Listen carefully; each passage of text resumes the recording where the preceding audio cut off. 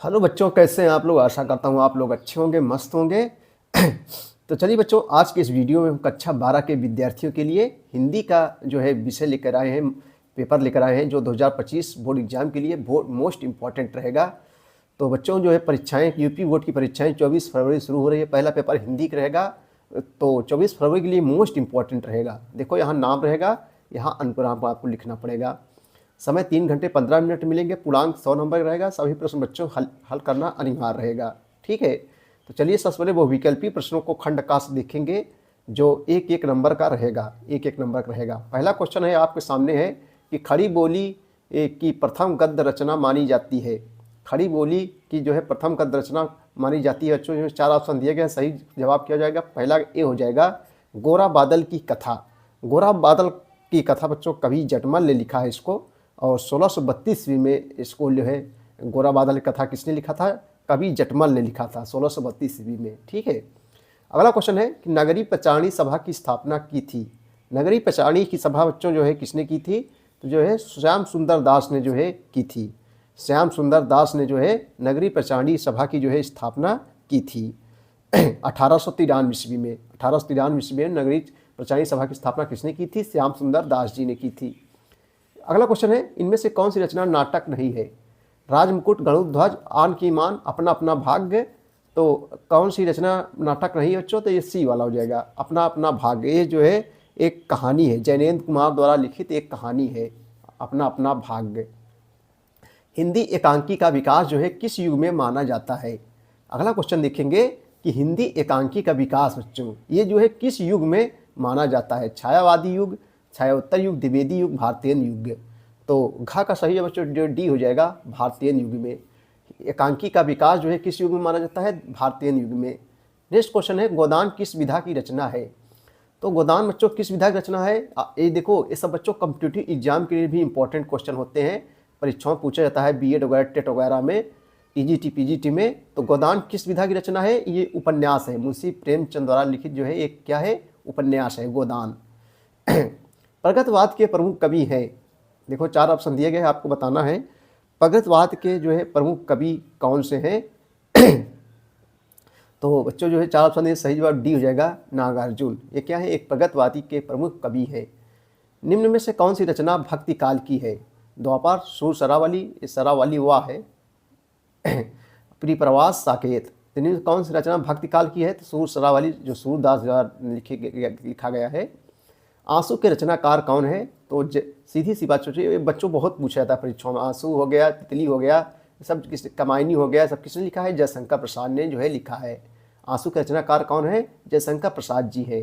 कमायनी की जो है विधा है, महाकाव्य है कि नाटक है कि उपन्यास है? तो ये जो है कमायनी किसने लिखा है? जयशंकर प्रसाद ने। कमायनी की विधा है बच्चों एक क्या है? एक महाकाव्य है। सही जवाब जो है ए हो जाएगा। रीतिकाल के किस कवि ने वीर रस की रचना जो है की है? रीतिकाल के किस कवि ने वीर रस की रचना की है? घनानंद, भूषण, बिहारी, सेनापति। सही जवाब बच्चों बी हो जाएगा, भूषण हो जाएगा। ठीक है, चलिए अब हम लोग प्रश्न उत्तर नंबर 3 देखेंगे। निम्नलिखित गद्यांश को पढ़कर दिए गए प्रश्नों को जो है उत्तर दीजिए। आपको यहाँ से 10 अंक मिलेगा। यहाँ कितना अनुभव चमत्कारी है कि यहाँ की जितनी अधिक बूढ़ी हैं। ठीक है, इस गद्यांश को ऐसे पढ़िए और उसके बाद इसका उत्तर देखिए। उसके बाद बच्चों जो है देखो, पाठ का शीर्षक में लेखक का नाम लिखिए, गद्यांश रेखांश की व्याख्या कीजिए। कौन सी जोत विश्व के सर्वोत्तम जोत है? लेखक के लिए कौन सा? अथवा करके देगा, चाहे इसको दीजिए, 2 में से एक बच्चों करना है, अथवा जहाँ भी अथवा लग जाए। तो चलो हम इसको कर लें। पुष्पित अशोक को देखकर मेरा मन उदास हो जाता है, इसलिए नहीं कि सुंदर वस्तुओं का हद है। देखो बच्चों, इसको पढ़ना है रेखांकित। अब देखो इसे उत्तर प्रश्न दिया रहेगा। उपयुक्त गद्यांश का संदर्भ लिखिए, रेखांकित अंश की व्याख्या कीजिए। प्रस्तुत गद्यांश लेखक एवं स्वयं के विषय में क्या कहा है? वे बहुत दूरदर्शी होते हैं, पंथ का आशय स्पष्ट कीजिए। हाथ, भाग तथा दूरदर्शी शब्द में अर्थ लिखिए। तो रेखांकित अंश की देखो व्याख्या, रेखा जो रेखा खींची गई है, बस इसी की जो है व्याख्या आपको करना है। तो ऐसे दिया रहेगा, अथवा 2 में से एक करना है। तो हम एक कर रहे हैं। चले, पुष्पित अशोक को देखकर, इसमें जो है पूछ रहा है उपयुक्त गद्यांश का जो है संदर्भ लिखिए। तो आइए इसका संदर्भ देखते हैं हम लोग। आइए बच्चों देखो, पुष्पित अशोक को देखकर मेरा मन, उपयुक्त गद्यांश का संदर्भ लिखिए। तो संदर्भ हम लोग देखते हो कैसे लिखेंगे संदर्भ। देखो बच्चों, प्रस्तुत गद्यांश हमारी पाठ्य पुस्तक गद्य गर्मिया में संकलित, यानी बच्चों गद्य गर्मिया से लिया गया है। प्रस्तुत गद्यांश हमारी पाठ्य पुस्तक गद्य गर्मिया में संकलित आचार्य हजारी प्रसाद द्विवेदी द्वारा लिखित निबंध है, ललित निबंध है, अशोक के फूल से जो है उद्घृत है। प्रस्तुत गद्यांश हमारी पाठ्य पुस्तक गद्य गर्मिया में संकलित आचार्य हजारी प्रसाद द्विवेदी द्वारा लिखित ललित निबंध है, अशोक के फूल से जो है उद्घृत है। अगला क्वेश्चन है कि इसमें खा वाला देखो, रेखांकित अंश की जो है व्याख्या कीजिए बच्चों। आइए इसको उत्तर हम लोग देख लेते हैं। देखो, रेखांकित अंश की व्याख्या कीजिए। जहाँ तक रेखा खींची गई है उसी की व्याख्या करना है बच्चों। देखो, जहाँ तक रेखाएं जो है खींची गई है। आइए इसको उत्तर हम लोग देखते हैं। देखो, व्याख्या प्रस्तुत गद्यांश में लेखक कहता है जब भी वह अशोक के खिले हुए फूलों को देखता है तो वह उदास हो जाता है। वह इसलिए उदास नहीं है कि अशोक के पुष्प अत्यधिक सुंदर हैं या उनकी सुंदरता से जो है उसे कोई ईर्ष्या हो रही है, और ना ही वह उसकी जो है कमियों का जो है अन्वेषण कर उसे अभागा बता रहा है, और ना ही उससे जो है सहानुभूति प्रदर्शित करने का प्रयास करते हुए स्वयं को उससे जो है सुंदर बताकर अपने मन को जो है सुखी बना रहा है। यद्यपि संसार में सुंदर वस्तुओं को दुर्भाग्यशाली जो है या कम समय के लिए भाग्यवान समझकर ईर्ष्यावश उससे जो है आनंद की प्राप्ति करने वाले लोगों की जो है कमी नहीं है। प्रस्तुत गद्यांश में लेखक ने स्वयं के विषय में क्या कहा है? प्रस्तुत उत्तर नंबर गा का उत्तर हम लोग देखेंगे। प्रस्तुत गद्यांश में लेखक ने स्वयं के विषय को क्या कहा है? आइए इसका उत्तर देखते हैं। प्रस्तुत गद्यांश में लेखक ने स्वयं को अन्य लोगों से कम दूरदर्शी बताकर अपनी उदारता एवं महानता का जो है परिचय दिया है। चलिए आगे देखेंगे। चौथा है, वे बहुत दूरदर्शी होते हैं, पंक्ति का आशय स्पष्ट कीजिए। वे बहुत दूरदर्शी होते हैं, पंक्ति का आशय स्पष्ट कीजिए। आइए इसको उत्तर देखो बच्चों, वे बहुत दूरदर्शी होते हैं, पंक्ति का आशय है कि कुछ लोग बहुत दूर तक देखने वाली गहन दृष्टि रखते हैं और वे बहुत आगे तक जो है विचार करते हैं। सामने वाले व्यक्ति के जीवन के अंतिम मुहूर्त तक का जो है हिसाब लगा लेते हैं। इसका उत्तर ये होगा। उसके बाद में अंगा है, हतभाग्य तथा दूरदर्शी शब्दों के अर्थ लिखिए। हतभाग्य तथा दूरदर्शी शब्दों के अर्थ लिखिए। आइए इसका उत्तर हम लोग देखते हैं बच्चों। देखो, हतभाग का अर्थ होता है भाग्यहीन अथवा अभागा, ठीक है। उसके बाद दूरदर्शी मतलब होता है भविष्य की घटनाओं को समझने वाला, दूर की बातें सोचने वाला। दूरदर्शी का अर्थ होता है भविष्य की घटनाओं को समझने वाला, दूर की बातें सोचने वाला। उसके बाद में हतभाग का भाग्यहीन अभागा। चलिए आगे देखेंगे। पद्यांश पर आधारित निम्नलिखित प्रश्नों को उत्तर लिखिए। तरन तरनुजा तमाल तरुगर बहुछाए, क्योंकि कुलसों में इसका क्या करना है बच्चों? शीर्षक का कवि का नाम लिखिए, रेखांकित व्याख्या कीजिए, तमाल के वृक्ष किनारे पर क्यों झुके हुए हैं, तरन तरुजा शब्दों का अर्थ लिखिए, सपूर्ण किन अलंकारों का प्रयोग हुआ है। पहला क्वेश्चन है, पाठ का शीर्षक एवं कवि का नाम लिखिए। देखो, प्रस्तुत पाठ का शीर्षक है यमुना छवि तथा जो है लेखक का नाम है भारतेंद्र हरिश्चंद्र। प्रस्तुत पाठ का शीर्षक है यमुना छवि तथा लेखक का नाम बच्चों क्या है? भारतेंद्र हरिश्चंद्र है। उसके बाद में रेखांकित अंश की व्याख्या कीजिए। तमाल वृक्ष किनारे क्यों झुके हुए हैं? अथवा करके मुझे फूल मत मारो, अथवा करके देगा, उसे दो में से एक आपको करना है।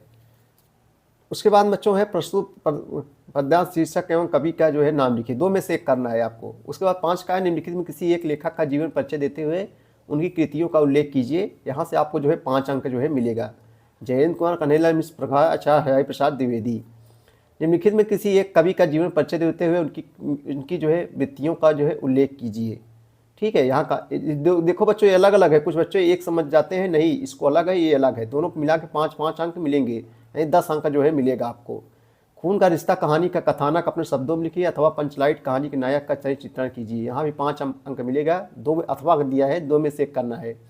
स्वपठित खंडकाव्य के आधार पर नायक का चरित्र चित्रण कीजिए अथवा स्वपठित खंडकाव्य की किसी एक कहानी की समीक्षा कीजिए, ठीक है, जो आपके में पढ़ाया जाता है, जो आपके में चलता है। उसके बाद 8 का है, निम्नलिखित संस्कृत गद्यांश संदर्भ सहित हिंदी में अनुवाद कीजिए। यहाँ से आपको 7 अंक मिलेगा। अथवा करके देगा, 2 में से एक करना है। उसके बाद बच्चों है निम्न श्लोकों में किन्हीं संदर्भ सहित अनुवाद, यहाँ भी जो है आपको 7 अंक मिलेगा। कितने अंक? 7 अंक। देखो, उसके बाद अथवा करके देगा, 2 में से एक काम करना है आपको, एक करना है। इनमें कि किन्हीं 2 का संस्कृत में उत्तर दीजिए। इसमें 2 का आपको संस्कृत में उत्तर देना है बच्चों। हास्य अथवा करुण रस का परिभाषा उदाहरण सही दीजिए, 2 नंबर मिलेगा। अनुप्रास अलंकार अथवा यमक अलंकार की परिभाषा एवं उदाहरण लिखिए। सुंदरी अथवा कुंडलियम किसी एक लक्षण उदाहरण एवं लिखिए, 2-2 अंक का मिलेगा आपको। उसके बाद निम्नलिखित किसी एक निबंध लिखिए। निबंध आपको 9 अंक पक्का है, मिल जाएगा बच्चों। शाही समाज पर दर्पण, बेटी बचाओ बेटी पढ़ाओ, ग्रामीण रोजगार योजनाएं, जीवन वृक्षों का महत्व, स्वच्छ भारत अभियान। देखो अपने मस्त लिखना है, सब अपने मस्त लिख सकते हो बच्चों। बेटी बचाओ बेटी पढ़ाओ, इस समय देखो जीवन में वृक्षों क्या महत्व है पूरा बना के आप जो है लिखेंगे, पूरा अंक आपको जो है मिलेगा, ये छोड़ना नहीं है। उसके बाद में है प्रत्याशा का संधि विच्छेद क्या होगा। प्रति आशा बराबर प्रतिधन आशा बराबर प्रत्याशा, यहाँ सही जवाब आ हो जाएगा। 12 का सही जवाब यहाँ पर आ हो जाएगा। पुस्तकालय में संधि है पुस्तक धन आलय बराबर पुस्तकालय, यहाँ दीर्घ स्वर संधि है। पुस्तक धन आलय बराबर क्या हो जाएगा, पुस्तकालय, दीर्घ स्वर संधि हो जाएगा। उसके बाद बच्चों है पौधन आका का संधि विच्छेद पावका हो जाएगा, यहाँ यण संधि है। पौधन आका बराबर पावका, ये यण संधि है।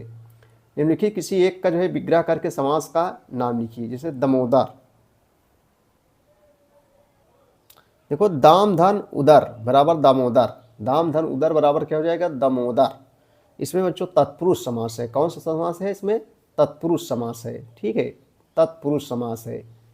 उसके बाद में विद्यालय का वाद विवाद प्रतियोगिता में प्रथम स्थान प्राप्त करने पर छोटे भाई बधाई देते हुए एक पत्र लिखिए। इसमें आप जो 6, 2, 8 अंक अथवा करके देख, 2 में से एक आपको करना है। 14 नंबर है निम्न में से किसी एक शब्द का धातु एवं प्रत्यय योग स्पष्ट कीजिए। जैसे प्रीतम हम ले लेंगे, इसमें जो है प्री धातु है, इसमें जो है प्री धातु है।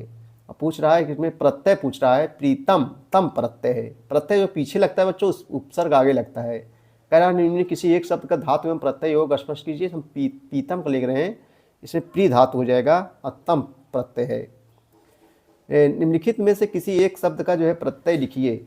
उसके बाद श्रीमती लेंगे, इसमें मति प्रत्यय है, प्रत्यय मेरे पीछे होता है। निम्नलिखित में किसी एक शब्द का प्रत्यय लिखिए, मति प्रत्यय है इसमें। रेखांकित पदों में किसी एक पद में प्रयुक्त विभक्त तथा संबंधित नियम का उल्लेख कीजिए। फदेन खज्जा सा यनेन गच्छत रामायण नमा। हम पदेन गच्छत मतलब पैर से लंगड़ा, इसमें तृतीया विभक्ति है। इसमें कौन सी विभक्ति है दोस्तों, तृतीया विभक्ति है। तो बच्चों इस प्रकार जो है पेपर आएगा 2025 बोर्ड एग्जाम में।